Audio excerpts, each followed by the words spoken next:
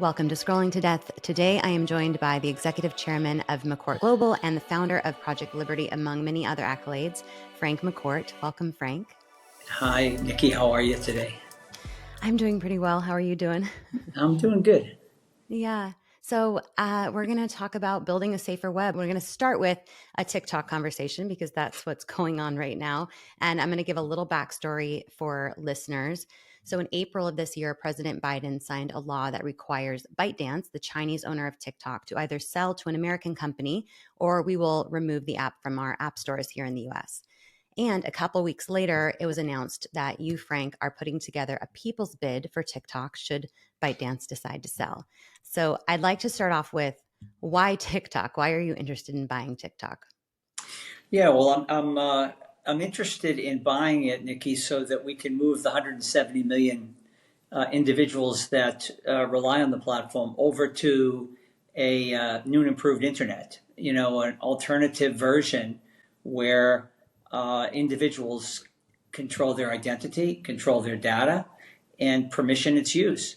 So, you know, rather than the current internet we have now, where we're surveilled, our data is scraped, we're profiled, and all of this data is aggregated by, essentially 5 companies in the U.S. And certainly exactly the point that's being made with TikTok, isn't it? Right, that our data we're being surveilled, our data is being scraped, and in the case of TikTok, it's going to China. But our own platforms, as I just mentioned, are doing the exact same thing. So Project Liberty is really focused on reimagining how the internet works so that we can reclaim our data, which is really our personhood in this day and age. It's everything about us. And so we can reclaim it from the machinery of big tech. And that's why I wrote Our Biggest Fight, was to shed light on the work of Project Liberty. And I just think the TikTok opportunity, you mentioned that this is now up for grabs, right? It's either going to be shut down or sold. And I'd rather see it continue so that the user base can continue to enjoy it and benefit from it. But I want to see it on a much healthier design and a much healthier set of principles rather than disrespecting people and stealing their data. Let's have TikTok on a platform where individuals are respected. As I say, they can reclaim their personhood and they own and control their identity and their data. Okay. And that kind of describes why you're labeling it a people's bid, right? Because we are reclaiming our personhood and our data through this moving on to the safer platform, right? Yes, it's for that reason, but also because I want the user base to own a piece of it, and then have a broad stakeholding, because it's really not, Nikki, that I want to own TikTok, and I certainly don't want to be the CEO of a social media platform. It's I want to use this as an opportunity to not just shed light on the problem, which is what Congress is focused on, but turn it into a solution to catalyze an alternative internet. And so I'd like to see lots of people get involved in this bid, including the 170 million that use the platform, so that we can make this new alternative internet happen, right? One that is more respectful of people, and one that will, give us far more agency, or will give us the agency that's been stripped of us, right? And really allow us to have the critical mass, the scale, to really stand up this alternative, let people see it, that it's possible, that it's happening, and then they can choose themselves whether they want to be on the existing internet, which we're all currently handcuffed to because there is no alternative, or whether they'd rather choose an internet that gives them all of the good things that the internet provides, but minimizes the bad things. And so, they imagine this internet where we permission the use of our data and the apps are clicking on our terms and conditions of use, rather than the current internet where we click mindlessly on these cookies and give up everything about us. Yeah. And let's talk about what that new internet looks like and move off of TikTok, because obviously you're saying this is bigger than TikTok. The internet is broken. Like you said, a few corporate behemoths own our data, our digital identities. And in your book, Our Biggest Fight, you state very clearly that these companies own us. So why should we be concerned about the current state of our data? Because I think most people are not concerned about it. Yeah, I think this all snuck up on us, right? So Yeah. that when the internet came upon us, it was we trusted that it was going to be a good thing and that it was going to be used in the right way and it was going to Mm-hmm. empower us and connect us and allow us to share information and knowledge and all get smarter and be a good thing for civilization. That was, after all, the intention of the creators of the internet and the World Wide Web. Mm-hmm. What happened, however, is that the internet was co-opted by a few large players, and now it's been colonized. And Mm-hmm. it's no longer our internet. It really belongs to, essentially five big companies that all are in the business of scraping our data, aggregating it, and applying algorithms to it. And those are the same five companies that are now in the tech arms race to be the dominant players in generative AI. So Mm-hmm. I think what's ironic is that, and in a good way, is that the US government's focus on TikTok and its model of surveilling American citizens and Mm-hmm. all of our personal information being shipped off to China, I think it is actually opening people's eyes to the much larger issue that our own platforms are doing exactly the same thing. And so, why would we? I get the difference between the information going to China versus Silicon Valley, but do we really want our personal information going anywhere and being in the giving these centralized platforms control of us? Because Mm-hmm. that's exactly what they have. They know everything about us, and it's not just where we shop or where we are physically located. It's about how we think and how we emote, and therefore how we're going to react to certain things. So they've made assessments of our personality, and they can very, very effectively trigger all of us and control us. And I think that's just wrong. I think it's morally incorrect. And I think Mm-hmm. we all feel, that we, of course, own ourselves. We should own our data and Mm-hmm. control it, just like we own our biological makeup and our physical being. In this day and age, where the internet is ubiquitous and we're dependent on it, it's not something we can really choose not to use. Right. We are our data, right? And I'm talking about our personal data. So Mm-hmm. we should own it. We should control it. We should permission it. And if somebody is not doing what they say, we should rescind that permission. So again, return agency, autonomy, control to individuals, because quite frankly, in this digital age, we've lost it now, and we're the tech is progressing rapidly, but our society is regressing Mm-hmm. also very, very rapidly, and we're becoming subjects in this digital age and losing the rights that we have as citizens. Mm-hmm. And so they're taking our data from us, they're using it against us, and then they're not even really keeping it safe. So there's been a lot of privacy breaches, even through Google exposing our children's voice data, home addresses, all kinds of things. So I want to make it very clear that they're not keeping our data safe and they're using it against us. But listeners here are worried about our children. So I just want to circle back to our kids and how are these companies using our kids' data in a way that harms them? We know that there's a lot of scary stats right now. Suicide rates have skyrocketed. 1 in 4 high school students are seriously considering suicide.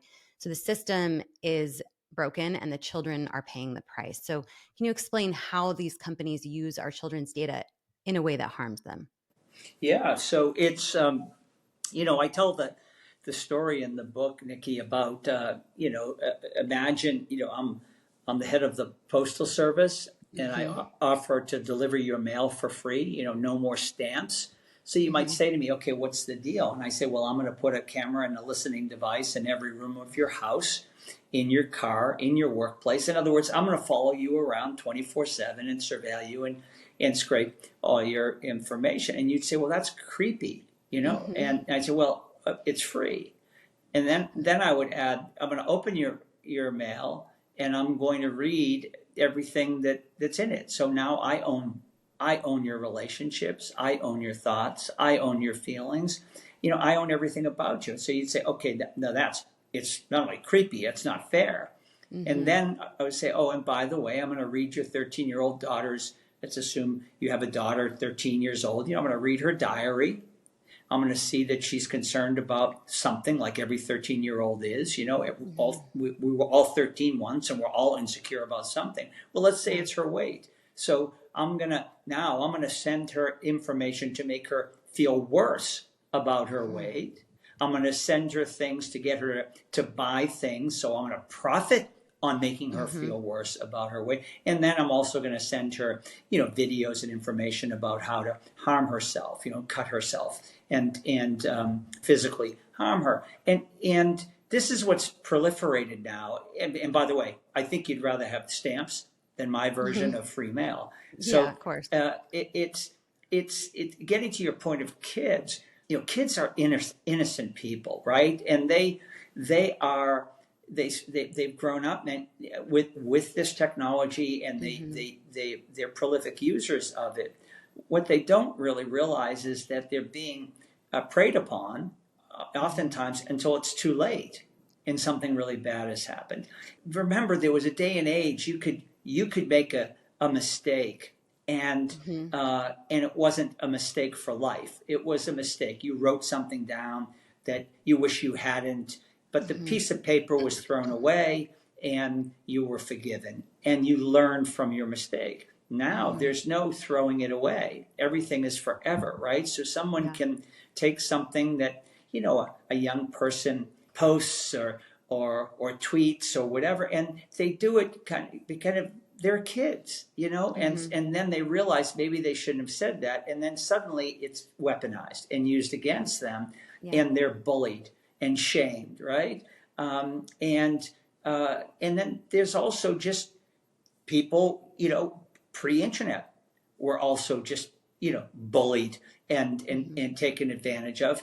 It's been happening, pre the internet didn't start bullying. What it did Mm-hmm. is it created a tool to make Yeah. it to weaponize it and scale it and have Constant. the Yeah. mob, jump Yeah. on board and do it in a way that's anonymous. And so the poor person on the receiving end Mm-hmm. is really helpless against this barrage. And again, when you're a young person, you don't have the tools necessary to deal with all this. I mean, none of us really do. I don't, it's not Mm-hmm. just kids that are being bullied and harmed by this. Adults are too, but kids are vulnerable and they're not being protected, and they're innocent users of this technology, and then something happens that is very, very harmful. And what the moms that we were together with last week in Right. DC, what they Mm-hmm. bring forward is the personal stories where they've tragically lost children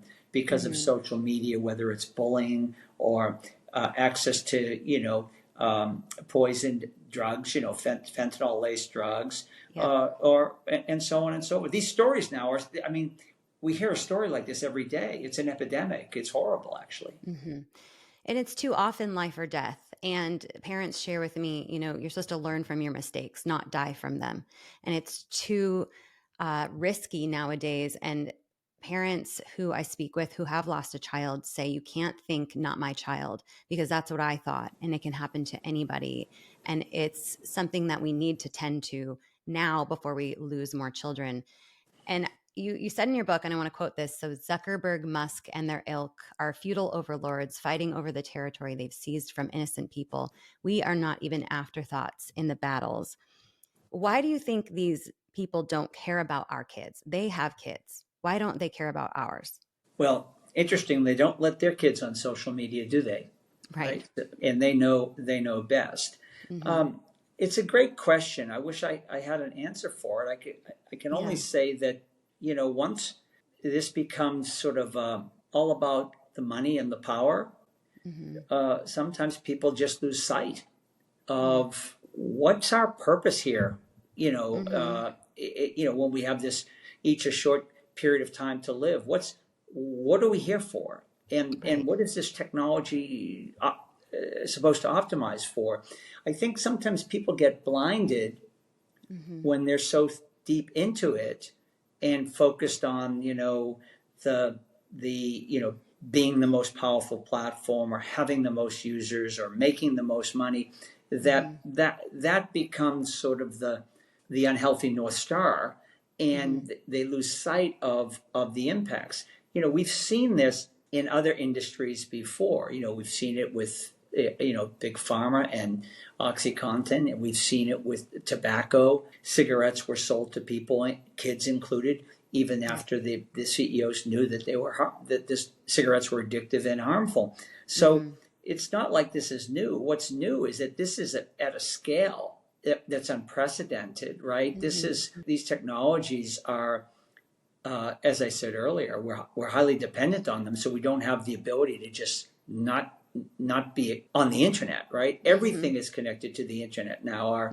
Our cars, our refrigerators, our dishwashers, as well as Mm-hmm. search, shopping, social, et cetera, et cetera. So the scale of what's going on and the amount of individual data that's being collected by these large platforms on each of us, and then how we're being intricately and intimately profiled and Mm-hmm. manipulated it's really quite scary, and Yeah. it should be scary to everyone, and we shouldn't have to see young kids take their lives to wake up to this, right? And Mm-hmm. how many more stories do we need to hear from Mm-hmm. the Joanne Bogarts of the world to Yeah. wake up to this?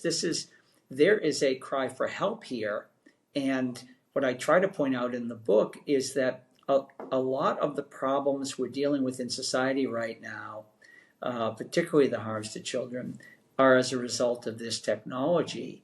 Mm-hmm. Jonathan Haidt, a Project Liberty fellow, wrote a book recently about this called The Anxious Generation, and he Yep. sheds great light on this and brings the research forward to and the evidence forward to prove the point. But Mm-hmm. again, those of us with kids, and I have 7 of them, we don't need lots of research or to be able to see how addictive this social media technology is and how it changes Mm-hmm. our kids if we're not careful. So, Mm-hmm. and I'm sure most parents see this with their own eyes.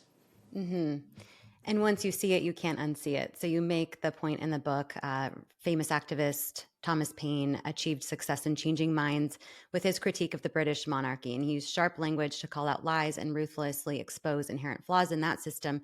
And you stated that from then on, his readers could no longer unsee it. And I hear that phrase and use that phrase a ton during my conversations with parents, is that once they know the harms and the way the system is built to prey on their children, you can't unsee it and you can't unknow it.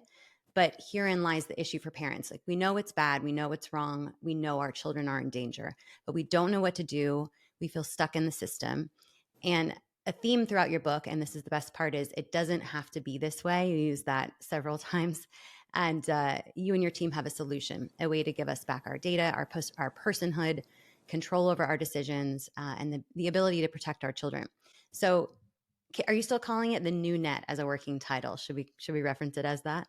Well, we can, for the sake of this conversation. Yeah, Okay. I'd love your listeners to come forward with what they think we should call this, because I think part of the fun here will be inventing all this together, right? Mm-hmm. And just like we talk about the people's bid for TikTok, let's invent the name. Let's invent how it works. Let's bring people in this time around that weren't at the table last time around when we left this Mm-hmm. just to a few technologists to design this technology in a way that it turned out to be exploitive and predatory. Let's Mm-hmm. design it this time around so that it's actually empowering, and it's something that we all can be super, super proud of. But for now, let's call it the new net. Yeah. Yeah. And how does this work as an amendment to the internet's current protocols? And maybe in layman's terms, because I'm sure that listeners aren't on the level as you are with the technology, but how does this work technically? Yeah, well, yeah. Before I do that, you mentioned Thomas Paine, and Yeah. let's think about what he did. Right? Mm-hmm. He started a movement, Mm-hmm. And he did that, by writing a relatively short, it was really like a long essay, really, right? It was a Mm-hmm. pamphlet of about 50 pages Mm-hmm. called Common Sense. And he shared it with as many people as he could, and people distributed, and it found its way around. So his idea was socialized. And Mm-hmm. his idea was as follows. He said, look, we can continue to be subjects of a king and just do whatever he says, be in his control, have no rights, and be super frustrated, Mm-hmm. or we could choose to be citizens. It was a kind of a revolutionary concept, Yeah. citizenship. And we're born with rights, the same rights that the king has, right? We're all created equal, and we have agency and choice and autonomy. And for those rights to mean anything, we have to respect them in others. That's the social contract. And Mm-hmm. we can govern ourselves, of, by, and for the people. We can do that. We don't need to be governed by some royal or Mm-hmm. some king. And so he put that choice to his fellow settlers, and thankfully they chose citizenship. It happened because it became a movement and people demanded it, right? Yeah. And so these rights that we now have, these so-called unalienable rights, are hard fought. These are rights that then we've built a great country, the greatest country ever, on top of, right? Values that respect individuals, where each individual has dignity. They have these rights. They're inherent rights. Mm-hmm. Mm-hmm. And so now, let's roll the clock forward 250 years later, we have technology that's stripping us of these rights. We have no autonomy.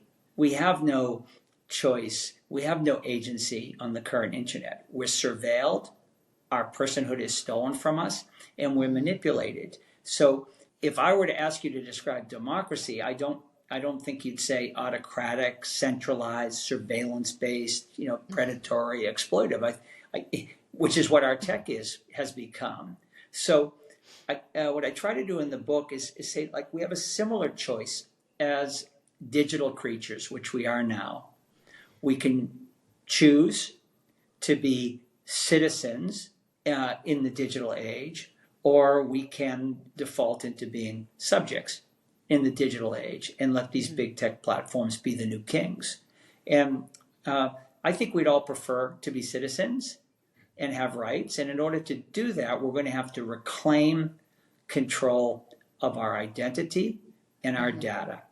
And that's essentially the difference here. That's the same thing, by the way, that was done back with the American Revolution that launched Mm-hmm. the American project, was individuals reclaiming their humanity and Mm-hmm. saying, we have rights, and we demand them, Mm-hmm. and we demand that they be respected. And here we are again, hard to believe, but 250 years later, we're actually having to demand our rights again because they've been essentially stolen from us. And again, I don't think this was not the intent of the creators of the internet.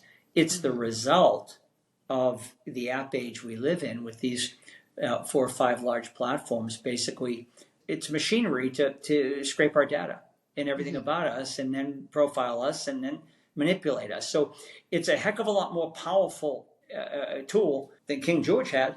I'll tell you Mm-hmm. that. He didn't know Yeah. every single thing about every one of his subjects like these platforms do. So Mm-hmm. again, I think it's just so ironic that the TikTok legislation Mm-hmm. and is shedding light on the design, the predatory design of TikTok, and Mm-hmm. it's a weapon or a tool for the Chinese government to surveil on U.S. citizens and Mm-hmm. scrape our data. Well, why would we want to allow our 5 big platforms to do that? It makes no Mm-hmm. sense to me whatsoever. So let's demand to be citizens again. Let's demand to get our rights back. And to do that, we're going to have to own our data. We're going to have to own and control our data. I know we've all mindlessly clicked on the cookies of these big platforms to permission the use of our data, but it's time that we move beyond that and we have an internet where the new apps are clicking on our terms and conditions of use for our data. We'll set the terms, and then the apps will have to abide by those terms, because nobody should own us. This is the time to make that fundamental shift. Mm-hmm. And what does this look like in reality? Are we using our same phones and we're using apps that are under the decentralized social networking protocol, or are we coming up with new equipment even? Like, how big is this change in our day-to-day life? I think we should think of it as the user experience will be quite similar. And for Okay. now, we'll still be, using, there'll be apps, and we're using smartphones, we'll be using different devices that we use now. I think the technology there is going to advance as well, right? But that's, whether we have the existing internet that we're handcuffed to, or we have a new and improved internet, the devices will change as great innovators innovate. But Right. the fundamental change will be who's in charge, who has the power. Do the platforms have the power, or do we, the people, have the power? And that power is derived from our data. So the user experience will be quite similar. Okay. But the architecture or the design will be different. So, as I said earlier, rather than clicking on the terms and conditions of use of a few big platforms, imagine an internet where the new apps are clicking on our terms and conditions of use. Imagine an internet where our personal data is portable. We can move it around. Imagine the apps are interoperable. So we're no longer in the walled garden of one platform or another. It's now a wide open world, and the internet itself will be reclaimed as ours, rather than we'll decolonize it as we decentralize it, so that it will be returned to us. You won't have to sign on, have 40 or 50 passwords for different apps. You'll have one handle. Nikki will have a handle, and she'll sign on to the internet, and then all the apps that have agreed to use the same decentralized protocol will be accessible to you, and you'll be able to parse out your data. You may share some of your data with one app that needs to know you're 18 years of age or older. You may parse out some of information about your physical location to some other app. And our social graph, our personal information, is very dense. It contains all kinds of things. We're not just one thing. We're made up of many things, right? And many different attributes. We should not be giving up everything about us to these platforms just to use the internet. And we should be in charge of what we share with whom. It's what we do in the real world, right? I mean, before the internet, we shared little or nothing with strangers. And a lot with our most intimate relationships, right? Our family and our significant other and so forth, our closest friends. That's not how the internet works right now, right? These platforms know everything about us. That's just wrong. We should be the ones who decide who gets to know, what we share with whom. And we limit that information in real life to keep ourselves safe, to protect ourselves. And we talked about kids and how they are not protected in this digital space currently. So how will the new net protect children? And maybe we use sextortion as an example. So right now we're facing an epidemic of sextortion, where scammers are creating hundreds of thousands of fake social media profiles and targeting our kids. So how could the new net help decrease sextortion cases, if we can use that as an example? Yeah, well, you hit the nail on the head when you said that the way you keep yourself safe is that you engage in trusted relationships and trusted communities, right? Yeah. So you have a way to protect yourself. We all do, by who we share what with, right? So that we're not just exposing everything about us to people who would have bad intentions and want to hurt us. So the internet currently is something where it actually amplifies the behavior of bad actors, right? Because they have access to all this information, and they're able to find their way into the private worlds of young children, and then exploit them. I mean, it's crazy. Think about this. These young kids, many of these young kids that have taken their own life, have done it under their parents' roof, right? So think about this. our home, our homes are our safe place as Mm-hmm. parents. And I have 7 children. I want my children safe, right? That's why we have a Mm-hmm. home and a roof over our heads. It's our safe place. Yeah. These platforms are in our homes, okay? Literally in our homes. They know Mm-hmm. more about our kids than we as parents know about our kids. And they are preying on vulnerable young people. And it's hard enough to raise children and Mm-hmm. keep them safe in the pre-internet world, right? Mm-hmm. But it was possible. It's now impossible to keep children safe in this day and age with the internet as currently designed, Mm-hmm. which makes it so easy for bad actors to do bad things. And Mm-hmm. so we need now an internet where, parents have the ability to keep their kids safe and their kids are not preyed upon by these bad actors. And Mm-hmm. so returning control of identity and data to individuals and then giving parents the ability to have a better chance of protecting their Mm-hmm. children, because their children is right now a parent can post an image of one of their children's on Instagram or one of these platforms because they're happy to do it because they want everybody to know their child's happy and it's a beautiful picture of a beautiful birthday party or something like that.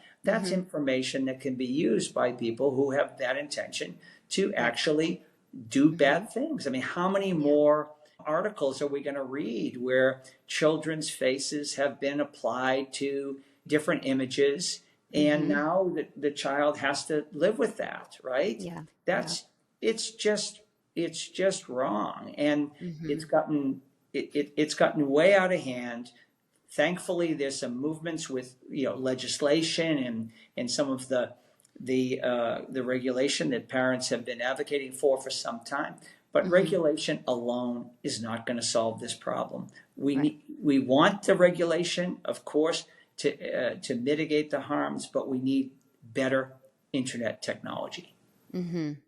Yeah, and it's sad that we can't even brag about our children anymore online, in a space that we think is private to our family and friends, but in fact is not private. So, what is the timeline looking for this? I assume it's going to take time to get things rolled out and to get people migrated over. I know parents are going to be chomping at the bit to get involved, sign up, start testing this out. So, what are we looking at for a timeline? Well, right now we have, I greenlit the tech portion. Let's back up for a second. Project Okay. Liberty is way more than a tech project, right? It's a Hmm. project to put forward better policies that are Hmm. forward looking, that will Hmm. enable a better internet. It has a component that's about movement making, and that's why we're partnering with parents, for instance. And then Hmm. it has the tech track. The tech portion of the project was greenlit in December of 19, where our tech team created a open source protocol that Hmm. would enable everything we're talking about. They've created that protocol, released it to the world. It's Hmm. open source. It's now owned by everyone, and then they've built the tech up the stack that allows it to be used. Hmm. MeWe, which is a social media platform with 20 million users, Hmm. has is the first mover to this new world. They're Okay. migrating their 20 million users over to DSNP, Hmm. and we have nearly 1 million people now using this new, better alternative internet. Hmm. Now, 1 million people is not enough to have a viable alternative to the Hmm. current internet that we're handcuffed to, which is why the bid for TikTok, Right. because we think it would be just fantastic, actually, to move 170 million people Hmm. over to this technology that now we have the proof of concept. It works. Hmm. This and the only issue now is, okay, how do we create scale here Hmm. so that it really matters and it's a real alternative? And if we move 170 million people over, then Hmm. we have scale. So I'm really grateful to the parents for stepping forward and joining the People's Bid. because quite frankly, I think the parents will have the strongest voice here. I think that not only do they have the stories to bring forward the harms. I mean, these stories, I've heard them many times and I still find them heart-wrenching. I think the parents are unbelievably courageous to do this, and it's amazing that they have the ability to get beyond their grief and actually honor their children. And Right. I think these stories are going to resonate with lots of parents, probably every parent who has kids of this age that are vulnerable. And because just like Mothers Against Drunk Driving, it was the moms that lost children, sadly, that came forward to start the movement, but it was actually the moms afraid that they were going to lose a child to drunk driving that really expanded the movement. I think the same thing's going to happen here. And if we can really create a movement around this people's bid and a movement that demands a better, healthier, safer internet, which, by the way, as I point out in the book, is totally possible. It's just technology, right? And we're proving that. We just need scale. So let's create scale, and let's take matters into our own hands and just create this new net. And then let brilliant technologists and brilliant social scientists and concerned citizens, and most especially moms and dads, go help build this new internet. And let's do it together and feel really good, and replace that helpless feeling with hopefulness, and with the idea that, okay, yeah, we don't have to just sit and complain about the problem over and over again. It doesn't have to be this way, and we can do something about it. Yeah. Great. And these parents, I call them the heroes of our generation, the fact that they retell these stories over and over. And I've interviewed dozens at this point of parent survivors who've lost a child. And we focus a lot on who the child was, what their interests were, just to get to know the kids. And I think that's important because parents see their own kids in these children, and it starts to make it personal. And then you get mad, and then you need to do something about it. Yeah, exactly. And I think the parents and the moms in particular are going to bring this conversation to the kitchen table, right? To everybody's kitchen table. They're going to bring it to the sidelines of the soccer match. They're going to bring it to the church parking lot. They're going to bring it to the PTA meeting. They're going to socialize this in a very powerful way. And we welcome all parents to join the fight here. And the bid for TikTok, is a vehicle, right, to fix this mess. It's a vehicle to actually catalyze the alternative internet so that we can, really, really make progress fast here and compress time. We have lots of use cases that are coming over after MeWe onto DSMP. And so this alternative is going to happen, sooner or later. I just would like to see it happen sooner, so that which the TikTok migration would enable, so that less kids are harmed, right? And that we can get some kind of semblance of control again of our lives and our democracy, and have nice conversations at Thanksgiving dinner again, and just really be proud of what we're building for the future here, and especially for future generations.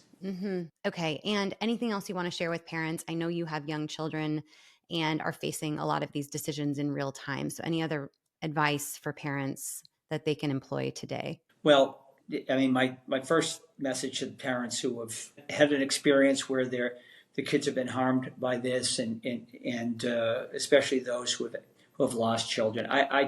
My heart goes out to you, and I just have so much admiration for these parents who are stepping forward and leading the way. And I just want them all to know, all parents to know, even those with young children, and just have concerns. Join the fight. Be part of this, because we need to do this together. This is not something that a new piece of technology or a new protocol on its own is going to solve. The only way to change this, and to get these big platforms to change, or to allow new technology to leapfrog them, is to make this a movement. and to get people involved. And I think that parents have the power to lead the way here. And I just welcome them all to join this journey with us. Frank, thank you so much for what you are doing. Your book is sort of like a Bible to me. I just was poring over the pages, and it gives hope to parents and caregivers everywhere that this fear-based situation we survive in doesn't have to be this way, that we can create a better world through human-centric internet instead of one that lines the pocketbooks of a few Silicon Valley executives and harms our children as well. So just on behalf of parents, we're truly grateful, and I want to thank you again. Thanks, Nikki. Thanks for your time as well and for socializing all this. And I just would love your listeners to take a few hours of their valuable time and read the book or listen to it on audio. The proceeds go to Project Liberty, so that's a good thing. But more importantly, I want to know what people think. Do they agree with what's in the book? And if they do, share that. But also if they disagree or they want to challenge parts of it, I want to hear from them, especially because we just want to get it right. This isn't about being right. It's about getting it right. This is our biggest fight, and we're only going to succeed if we do this together. Your listeners can all go to ourbiggestfight.com. Great. Okay. Or directly to projectliberty.io. Okay, perfect. Frank, thank you so much for this time. I really appreciate all your work. See you Thanks, later. Frank.